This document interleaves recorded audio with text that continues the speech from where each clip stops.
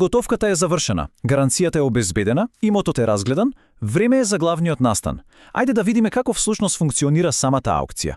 Постојат два основни начини. Најчесто тоа е класично усно јавно наддавање. Но ако првата аукција пропадне, страните можат да се договорат имотот да се продаде со непосредна спогодба, што во основа е директен договор со купувачот. И еве го клучниот момент за секој што бара добра сделка. На првата аукција, цената не смее да биде пониска од проценетата вредност. Но ако таа е неуспешна, на втората аукција имотот може да се продаде и за 2/3 од вредноста.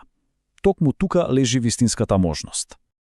Законот е многу јасен тука, за да се спречи каков било конфликт на интереси. Должникот не може да си го откупи сопствениот имот. Исто така, ниту извршителот, ниту било кое друго службено лице вклучено во поставката не смее да биде купувач. Целта е да се обезбеди фер и транспарентна продажба.